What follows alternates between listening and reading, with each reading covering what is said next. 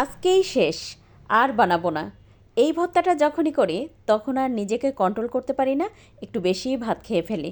বেশ কয়েকদিন এই ভর্তাটা করে খাওয়ার পরে এখন যেহেতু লাস্ট করছি, তাই ভাবলাম আপনাদের সাথেও ভিডিওটা শেয়ার করি। আজকের ভর্তা তৈরি করার জন্য এখানে আমি বেশ কচি কচি দেখে কয়েকটা কচু পাতা নিয়েছি। আর কচু পাতাগুলো কিন্তু খুব ভালোভাবে ধুয়ে তারপরে আমি পরিষ্কার করে নিয়েছি। এখন এর মধ্যে আধা কাপ মসুর ডাল দিয়ে দেব। আর এই ডালটা আমি 15 মিনিট আগে ভালোভাবে ধুয়ে পানি দিয়ে ভিজিয়ে রেখেছিলাম। এবার এর মধ্যে দিয়ে দেব বেশ কতগুলো রসুন, মানে পুরো একটা বড় রসুন আমি কলিগুলো দিয়ে দিলাম। সাথে দিয়েছি কাঁচামরিচ। এবার উপর থেকে আরও কিছু কচু পাতা দিয়ে ঢেকে দেব। আর দিয়ে দেব হচ্ছে আধা কাপ পরিমাণ পানি। এখানে আপনি কতগুলো কচু পাতা নেবেন সেই বুঝে হচ্ছে পানি দিয়ে দিবেন। অন্য অন্য শাক সিদ্ধ করলে যেমন পানি উঠে, কচু পাতা কিন্তু সিদ্ধ করার সময় কোনো প্রকার পানি উঠে না। তাই কিন্তু পানি অবশ্যই দিতে হবে। পানি দিয়ে খুব ভালোভাবে এই সব কিছু সুন্দর করে সিদ্ধ করে নিতে হবে। তো 4-5 মিনিট সিদ্ধ করে নেওয়ার পরে আমি একটু ভালোভাবে নেড়ে মিশিয়ে দিচ্ছি, যেন সব কিছু খুব সুন্দরভাবে সিদ্ধ হয়ে যায়।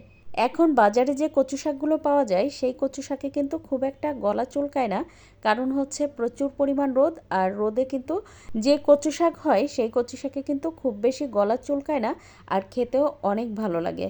তো দেখতেই পাচ্ছেন কচু শাকগুলো কিন্তু অনেক নরম হয়ে গেছে আর একটুখানি হয়ে গেছে। তো এটার কিন্তু আমি পুরোপুরি পানি খুব ভালোভাবে শুকিয়ে নেব। আজকের ভিডিও কে কোথা থেকে দেখছেন চাইলে কিন্তু আমাকে কমেন্ট করে জানাতে পারেন। আর ভিডিও ভালো লাগলে প্লিজ একটু শেয়ার করে দেবেন আর একটা লাইক দিয়ে পেজ ফলো করে পাশে থাকবেন। তো দেখতেই পাচ্ছেন আমি কিন্তু এর মধ্যে সামান্য একটু হলুদ দিয়ে দিলাম যেন সুন্দর একটা কালার আসে। দিয়ে এবার কিন্তু বেশ ভালোভাবে নেড়ে কচু শাকের পানিটা শুকিয়ে নেব। আর এবার এটা নামিয়ে ঠান্ডা হতে দেব। এখন অন্য একটা প্যানে 3টা শুকনো মরিচ সামান্য একটু তেল দিয়ে বেশ ভালোভাবে ভেজে নেব।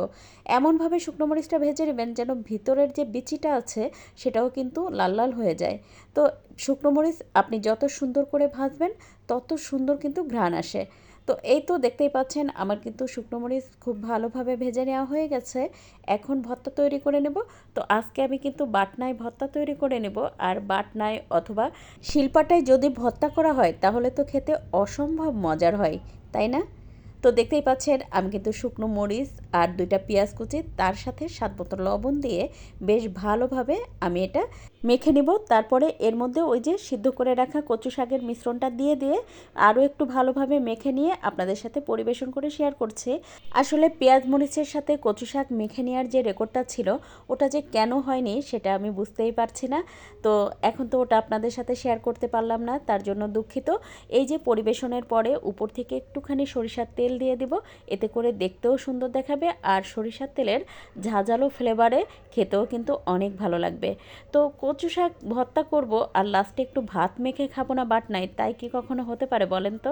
সত্যি বলছি এই ভর্তাটা অনেক বেশি মজার হয়। আপনারা আমার উপর বিশ্বাস রেখে একবার হলেও তৈরি করে খেয়ে দেখেন, ইনশাল্লাহ সবাই অনেক পছন্দ করবে। আজ এ পর্যন্ত, কাল আবার নতুন কোনো ভিডিও নিয়ে দেখা হবে। সে পর্যন্ত সবাই ভালো থাকবেন, সুস্থ থাকবেন। আল্লাহ হাফেজ।